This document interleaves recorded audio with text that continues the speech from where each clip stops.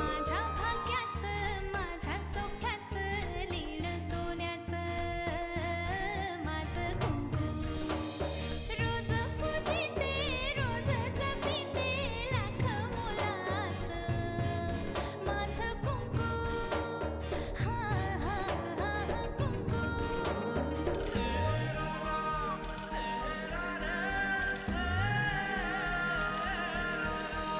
मन माझे घर झाले त्याचे मोर स्वप्नांचा दारी नाचे शब्द त्याचे अमृताचे स्पर्श त्याचे चांदण्याचे त्याच्या श्वासाचे त्याच्या डोळ्याचे गुज सांगते माझं कुंकू हा हा हा कुंकू हा हा हा कुंकू चाव्या इथे ठेवून जा. भाऊजी पण ज्या माणसांची लायकी नाही त्यांना अधिकार देत नाही मी. मला तर भीती वाटते त्यांचा राग आपल्या पोरीवर आणि आपल्यावर निघाला नाही म्हणजे झालं. तुला जर अमृताची काळजी असेल ना तर तू नक्की येशील. साक्षात लक्ष्मी तुम्हाला टिळा लावायला आली आणि तुम्ही कपाळ पुढे करू का नको या विचारात आहात. म्हणजे ही तुमची दुखती नस आहे. तर आता तुम्ही भाऊजींकडे जाच आणि नाही गेलात ना तर मी आत्याबाईंना फोन करेन.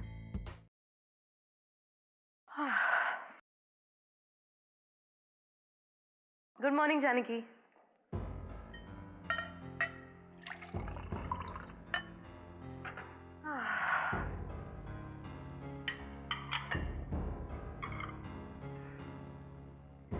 जानकी आज ना मी खूप खुश आहे. मस्त मॉर्निंग वॉक करून आले. ट्रॅकवर चालताना आहे ना 2-3 मुलं माझ्याकडे वळून वळून पाहत होते. छान वाटलं. खूप दिवसापासून असं वाटत होतं ना की मी जरा आउटडेटेड झाले. जानकी अगं तुझ्याशी बोलते मी. लक्ष कुठे आहे?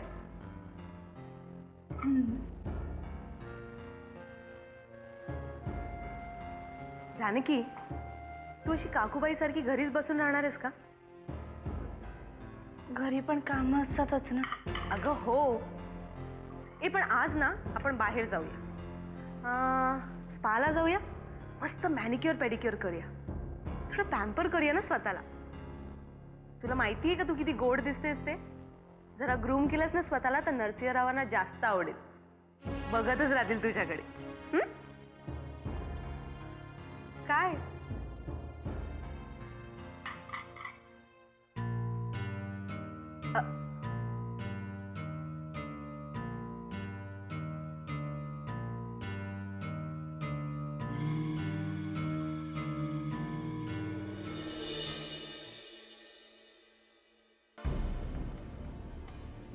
अमृता आपलं लग्न झालं खरं पण जिच्यामुळे आपलं लग्न झालं तिला तू विसरूनच गेलीस.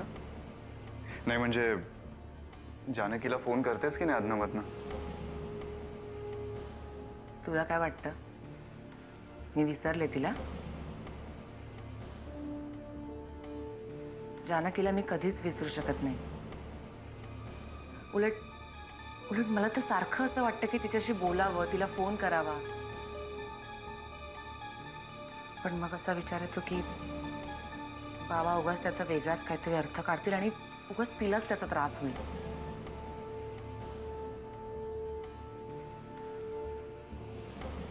अमृता हे बघ तू अजिबात काळजी करू नकोस. मी तुला सांगतो सगळं व्यवस्थित होईल. आर्यन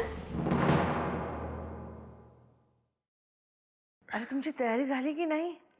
कधीच नाही म्हणजे बॅगा गाडीतही पाठवून झाल्या. चल निघायचं. असं कसं निघायचं?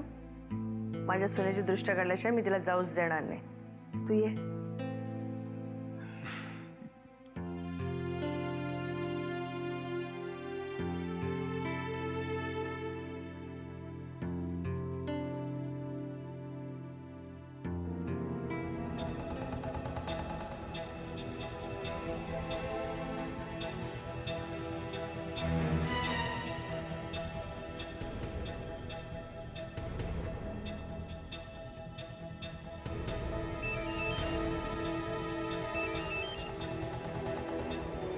थँक्यू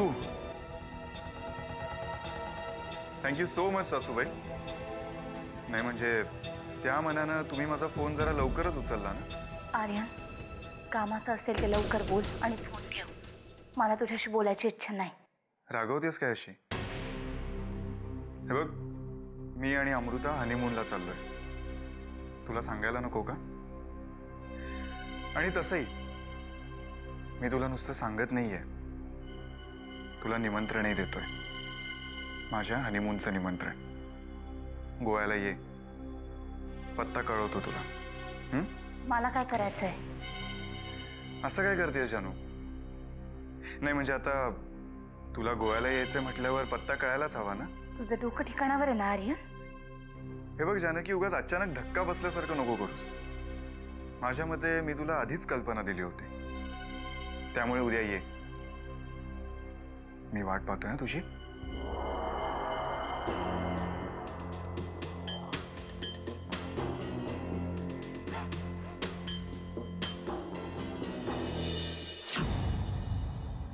तुम्ही भाऊजींशी बोललात? नसाल बोललात तर मी आत्याबाईंना फोन लावायला मोकळी. हे बघ, तुला सांगतोय जरा समजून घे. मला जरा विचार करू दे, मी दादाशी बोलीन. तुमच्याकडे भरपूर वेळ असेल, पण माझ्याकडे तेवढा वेळ नाहीये. कारण अपमान तुमचा नाही, माझा झाला. तुम्ही भाऊजींशी बोलणार आहात का नाही? मला जरा विचार करू दे. मी तुला सांगितलंय त्यानंतरच मी तुला उत्तर देऊ शकीन. ठीक आहे. अहिल्या, अहिल्या.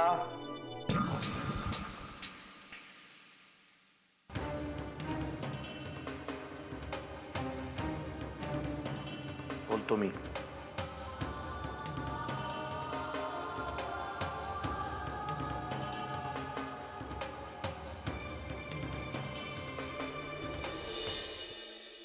जानकी,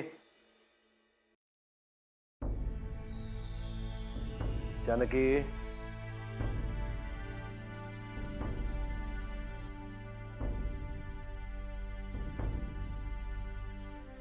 जानकी.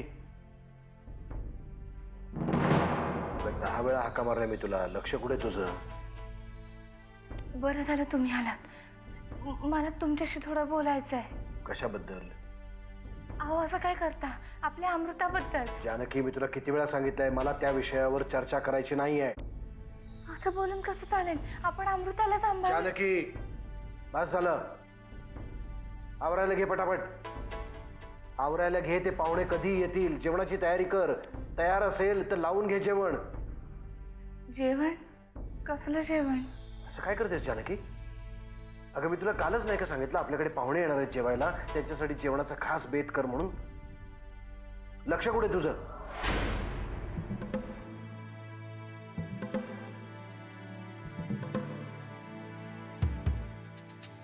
अगं, नुसती बघत काय राहिली आहेस? कुठल्याही क्षणी येतील ते पाहुणे. काय करणार आहेस तू जानकी आता? मी बघते काहीतरी. बघते काहीतरी? किती वेळ आहे माहिती आहे का तुझ्याकडे? तेवढ्यात भेळ तरी बनवता येईल का तुला? म्हणे बघते काहीतरी. अहो, मी पटकन करते ना काहीतरी. जानकी,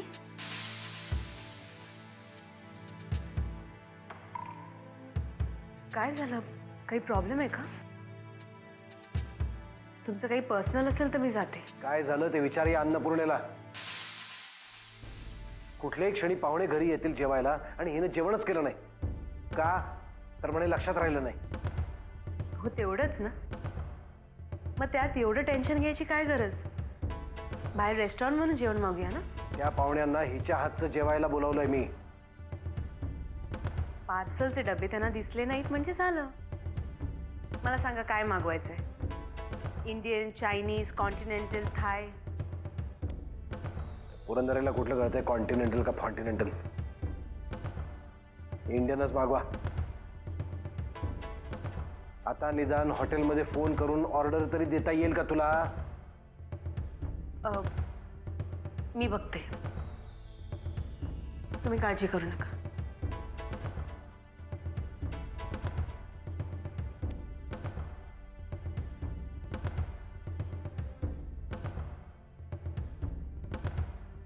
जानकी, डोंट वरी, मी बघते सगळं. हं?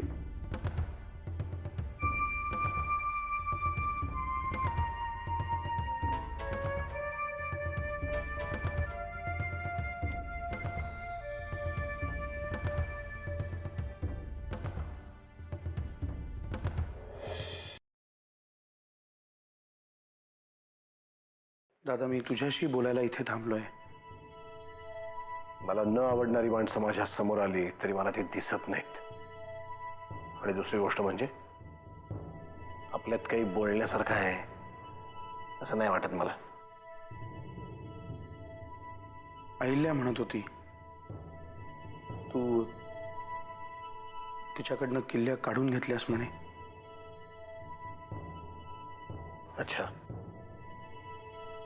म्हणजे भांडायला आलायस तू माझ्याशी? तर तू काही बोलायच्या आत माझा निर्णय ऐक. अहिल्याच्या कमरेला चाव्या असाव्यात अशी तिची लायकी नाही. जाऊन सांग तिला. मला फक्त एवढंच सांगायचं आहे, एवढंच म्हणायचं आहे की काय म्हणायचंय तुला ते मला चांगलंच माहिती आहे वामन. फार फार तर घर सोडून जाण्याची धमकी देशील ना, मला परवा नाही त्याची.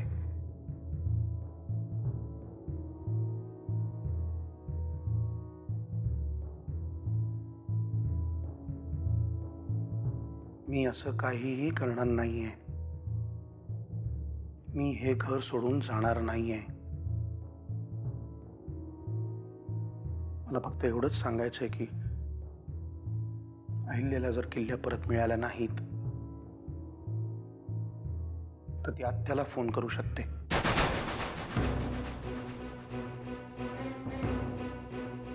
आत्याबाई काय खाणार आहे मला? नाही, तसं नाही. पण अहिल्या म्हणाली मी आत्याला जर फोन केला तर गेल्या काही दिवसात इथे जे जे घडलंय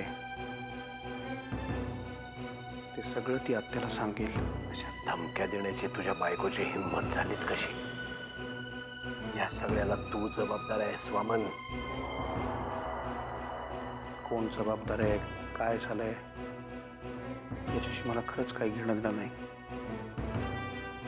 मला फक्त इतकंच वाटतं की तिथे आत्याला ह्या सगळ्याचा त्रास होऊ नये. मग आता काय करावं असं म्हणणं आहे तुमचं? ते तू आणि ती दोघ जण काय ते पाहून घ्या.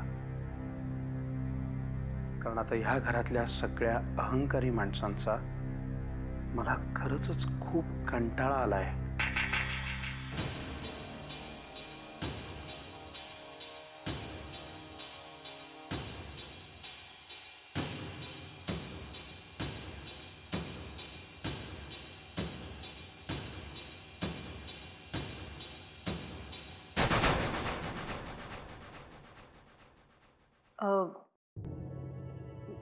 मी जेवणाची ऑर्डर दिली आहे. राधिका, तुझ्या बहिणीला समजावून सांग. स्वतःची पायरी ओळखून माझ्याशी नीट वागायला सांग तिला. नाहीतर मी किती वाईट वागू शकतो याचा अंदाज नाही अजून कोणालाच.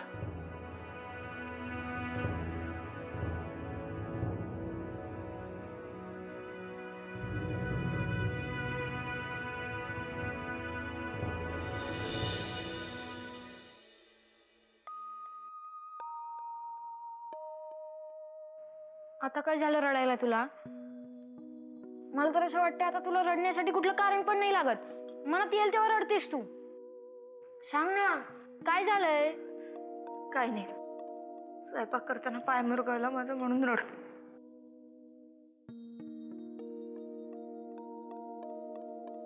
गावाला एकदा विहिरीत सूर मारला होतास तेव्हा तुझं डोकं फुटलं होतं. रक्ताने विहिरीचं पाणी लाल झालं होतं तरी तू रडली नव्हतीस.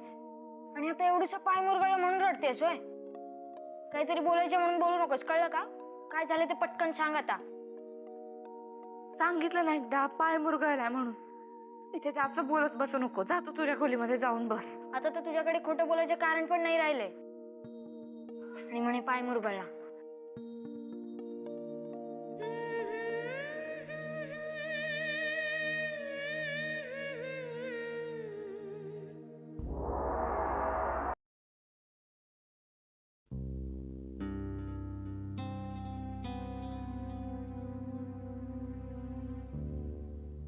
आर्यन टेरेसवरून बीच काय मस्त दिसतो ना.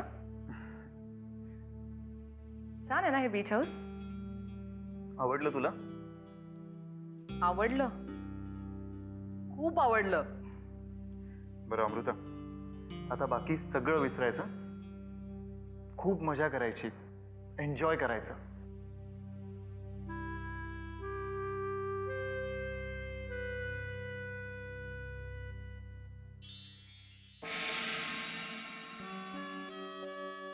आता तू माझ्या बरोबर आहेस ना, त्यामुळे माझ्या लाईफमध्ये बोरिंग असं काहीच घडणार नाही. अच्छा. बरं मग मला सांग, नाही म्हणजे आपण आता इकडे आलोय, मग काय हवंय तुला? आय मीन काय काय बघायचंय? मला मला मंगेशीचं दर्शन घ्यायचंय. अजून? अजून इथले चर्चेस खूप छान आहेत, ते बघायचे. अजून? अजून कसिनो बघायचंय. अजून? अजून अजून? नाही माहित. मग मी सांगू?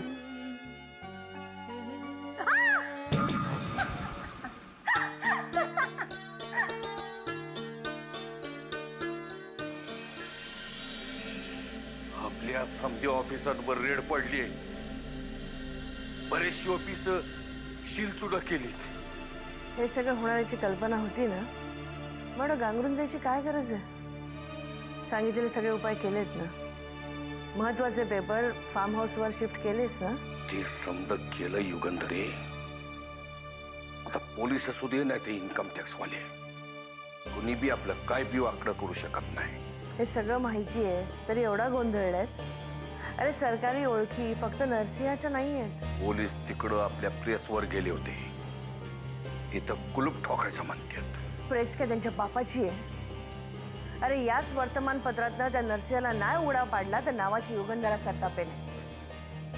हे बघ युगंधरे, आता ही लढाई अशी लपून छपून नाही खेळायची.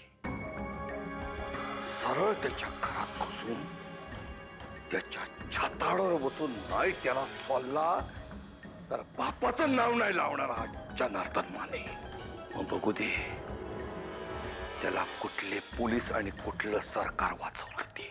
जरा उगाच तोंडाची वाफ वाया घालवू नकोस. वेळ आली की जे करायचे ते करूया.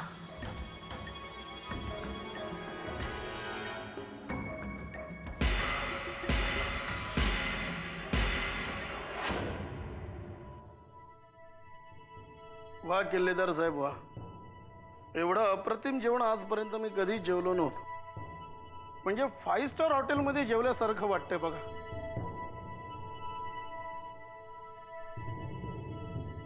याचं सगळं श्रेय अर्थातच माझ्या बायकोला जातं. जेवण तर फार सुंदर आहे.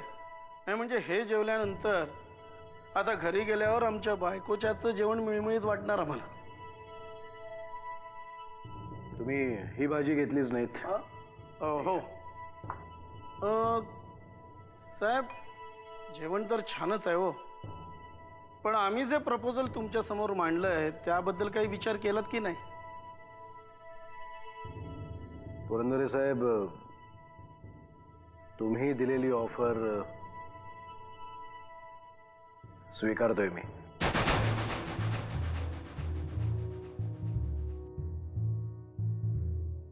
वा, म्हणजे तुम्ही मला एकदा खुश करून टाकलात. पण माझी एक अट आहे. जर माझी निवड बिनविरोध होणार असेल तरच मी मंत्री होईन. कोणाशी स्पर्धा करून मला हे पद पटकावण्यात अजिबातच रस नाही. अहो, आम्ही असं कसं दुसऱ्याला उभं करू तुमच्या समोर? नाही म्हणजे आमचा प्रयत्न तुमची निवड बिनविरोध करण्यावरच असेल ना. मग माझी काही हरकत नाही. वहिनी साहेब, तुम्ही बनवलेलं हे जेवण आणि साहेबांनी दिलेला होकार म्हणजे दुग्ध शर्करा योग आला जुळून असं म्हणावं.